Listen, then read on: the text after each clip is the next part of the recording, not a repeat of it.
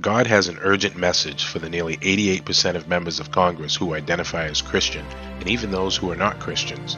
We must remember Ephesians 6:12 that says we wrestle not against flesh and blood, but against principalities and powers and spiritual wickedness in high places. Well-meaning people, even Christians, can be out-wrestled by demonic powers and unintentionally used by Satan without realizing it until it's too late. This has happened with members of Congress controlled by the spirit and sin of implacability, which causes them to become embroiled in hate battles back and forth with no path or plan of exit, perhaps until the reading of this book. When we fall for Satan and Azazel's bait and we continue to fight amongst ourselves as a nation, we are guilty of the sin of implacability spoken about in Romans chapter 1 verses 31 and 32. The Greek word implacable in verse 32 means refusing to reach a truce or agreement, persisting in conflict and disagreement. You're caught up and held captive at Satan's will as a nation and as individuals, and you're like a frog that's been put in a pan of water and brought to a slow boil. You don't realize you're cooked until it's too late.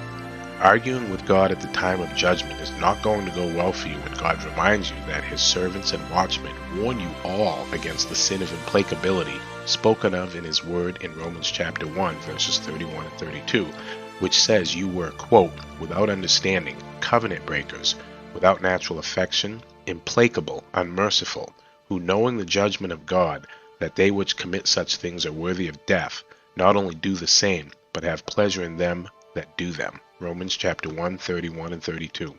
All members of Congress and all nations embroiled in wars and conflicts are put on notice of the sin of being implacable. And if you don't repent, you will hear these words, "Depart from me, ye cursed, into everlasting fire, prepared for the devil and his angels." Read Romans chapter 1, Matthew chapter 7, Matthew chapter 25, and please read The Republicrat, A Plea to Humanity, before it's too late.